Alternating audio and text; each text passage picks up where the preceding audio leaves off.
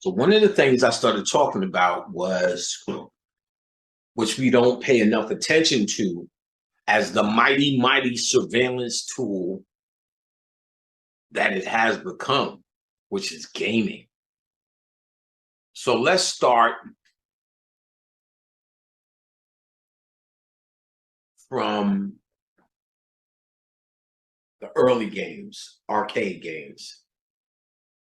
I don't know if there was much detail in maybe some games, but it may be really hard to gauge what type of societal mentality, I don't know,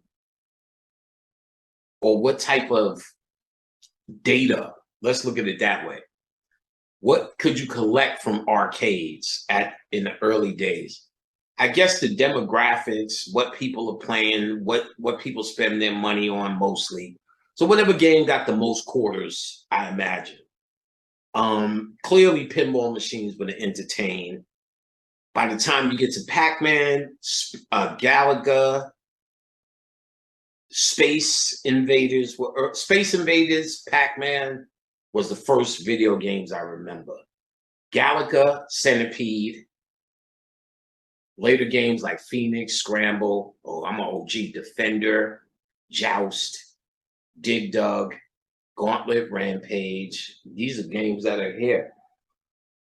All the different Pac-Man versions. First Pac-Man, then eventually Miss Pac-Man with more challenging boards. Whether you got then the third phase, or no, maybe fourth phase, Mortal Kombat games.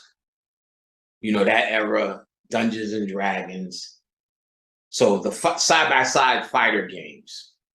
All you could really see was it was developing there, but then what was also developing very early on, starting with Atari, were home games. Now, home games, I think, were to surveil. First, you could tell by what people were playing, and it was always a game type, a shoot 'em game, a sports game, something like Pac-Man, you eat, dots, maze games. So Jungle Hunt, Indiana Jones was early, maze games. Zelda, Mario, maze games, figuring out puzzles. So this, I think, was the beginning of surveillance, because to figure out puzzles will give you a climate of how people think. But then how do you collect data? You can't really, I don't know, we weren't on the internet then. There was no internet access, so there was no network for this information to go across. The only thing that could have been happening in the pre-Nintendo days, before this thing went online, and the early PlayStation days, we could only do surveillance, I'm imagining, by what we would buy, what would be popular in the stores. So let's move to where we're on the internet. This is by Xbox times, and what's his name? Surveillance would be going down at this point. Now we're on a network where where information could be transmitted. Sony PlayStation has a network that you signed into. Xbox has a network that you signed into. There was trophies. There was ways that communicated your progress, what you were playing. So we clearly could see what was visible, that they were clocking and documenting the games you played, how long you played them, and your victories in them, how far you went. For instance, I seen the other day that MC Shan has finished 75% of GTA. He's looked up, I said, goddamn nigga, what the fuck, son? I had to text him, look, motherfucker, you ain't doing shit over there. All that car building, nigga. You must have spotted some time to get online and play, boy. And he'll be like, fuck you, Larry. And I probably got a message that says that already. Shan is quite coarse. But you're able to see this. Now, there was also another phenomenon which is even more interesting. it started on Facebook, these games. And the games were all based upon one of the first online games that really hit. And I think there was a physical arcade game of it called Bejeweled. Bejeweled was one of the first I remember. Tetris kind of too on Game Boy. Same concept, same puzzle concept. But Bejeweled used the 3-color system, which damn near 80% of the games, let me take that back. 65% of the games are just a matchup game. Match the 3 colors in some sort of context. And the criteria for now buying extra lives, extra treats that help the game go along, there's usually 4 treats. 1 treat gets rid of all the red on the board. Another treat is an explosion as what's in the vicinity. Another treat gets rid of a long line. You press it, then it rubs out that whole line. And another one just matches a missing color. So if you need a blue and your red is coming up, you can change it to a blue to make it match. But that is stuff that you buy or earn.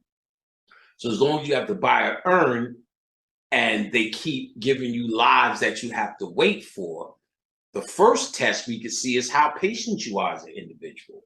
So if I've been playing these games online all my life, or the life of whatever, just because I buy X amount of shit, it'll tell me how patient if I was creating. Now let's say what are they doing this for? They can create a database on my behavior based upon my gameplay. Do I play this game with strategy, or am I really fast? Do I think fast, or do I think slow when I play? Install this shit now. Am I impulsive? How do I strategize? How do I play? Then within the game, I'm playing one called Traffic now. Traffic something. And it's cars that you have to move out the way to either clear railroad, hit certain things for grass to come over an area, or hit certain things to remove snow from an area. It's the same thing. They just keep switching it off.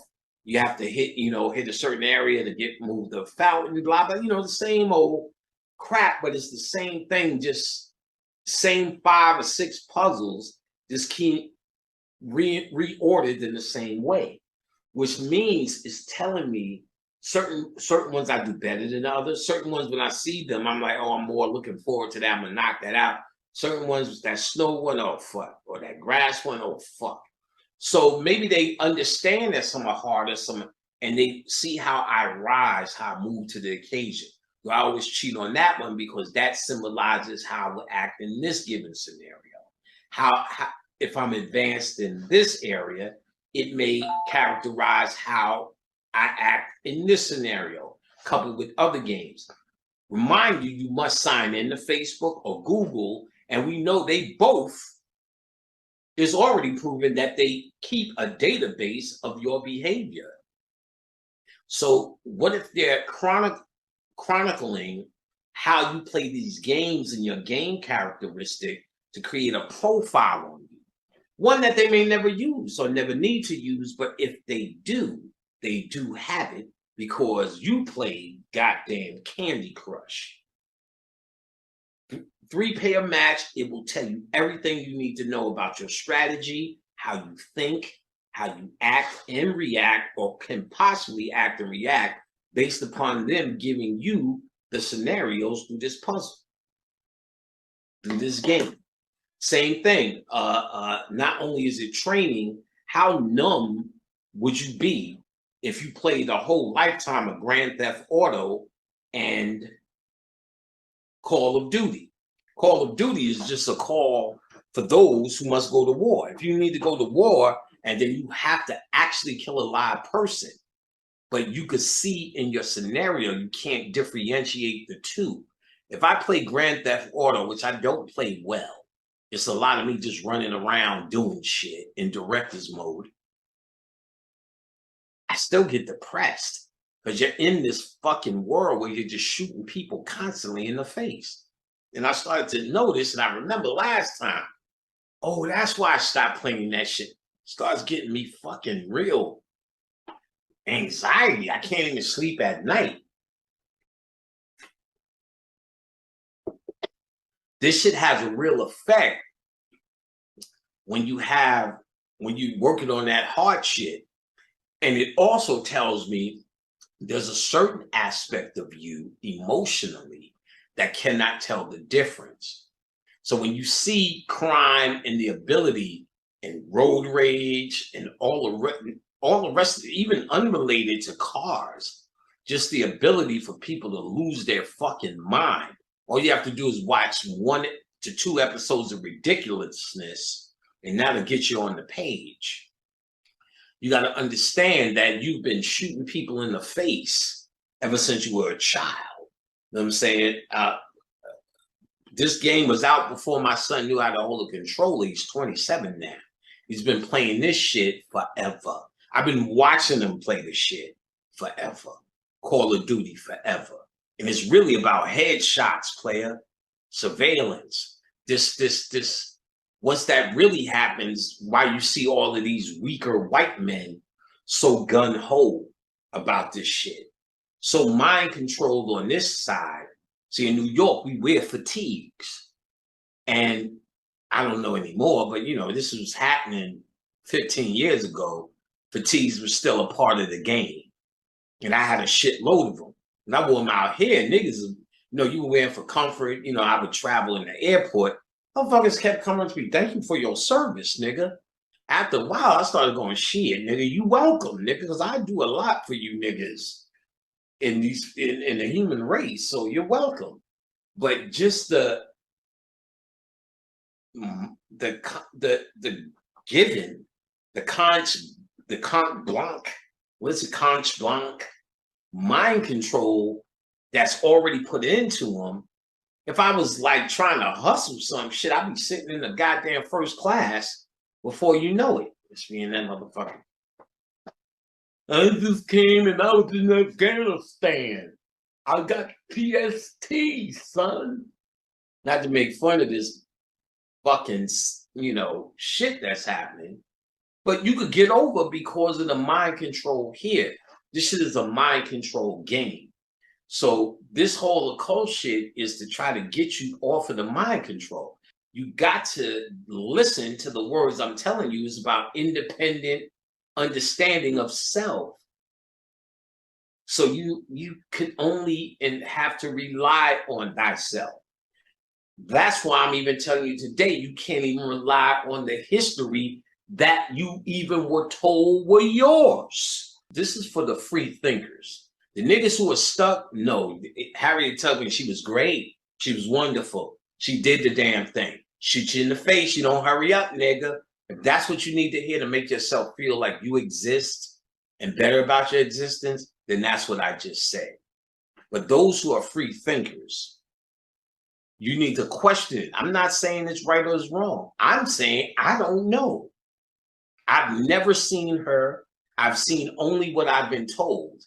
And let's be quite honest, you're being told by some motherfucking either idiots or monsters. But you don't have to stand on these names that they give you and make these fucking stories. It's like it's only 5 stories they keep making. Fucking Martin Luther King. They got a fucking Cicely Tyson did them all. Nat Turner's the new one, but he's the new Malcolm X one. So they make a radical one to seem like we're telling our story. But are we? We are now past group mentality. Everyone doesn't have to wear a fucking bow tie to live up to his genius. Nigga. Nigga. You need to do it. It's not about dissing anybody or anything or any ancestor. It's showing that you have a work to do. You cannot just live under that umbrella. And it's one, we acting like it's ours. But what if that's the trend? What if they giving you what they want us to celebrate? And then you got to factor in what the Moors say about this reality of history. And it's not what we saying. It's not what most people are saying. Most people are saying was taught in public school. And then you constantly say how you can wipe your ass with that, though. But that's what you're standing on. The ancestors in the Middle Passage, that was taught in public school. The level of it, millions and millions of niggas. Like, white people have this power. You never even thought about that. That's the end psychological result. The mere fact that white people, they just got motherfucking maps, but they can sail the seas with such mastery to bring millions, millions, and millions, and millions of niggas to where 34,000 or 100, whatever number it is, 134,000 million niggas died just transporting them. Then how many niggas made it? Because you're always this minority here. How if all these niggas, they would transport millions and millions of niggas, and millions died during transport, that means they must have got the bulk of niggas here or a fraction of niggas here. And if they got millions and millions, if they lost millions and millions and gazillions of niggas, that means millions and millions of niggas here. So, but there's millions more white people here. So when the fuck was they coming over? What boats did they come over on? Because we were supposed to be packed like sardines. So they was just doing all these boat rides from Europe till they got more of them niggas here. Lost 100 million of our niggas. But we still ain't got enough niggas here to beat them, the white people.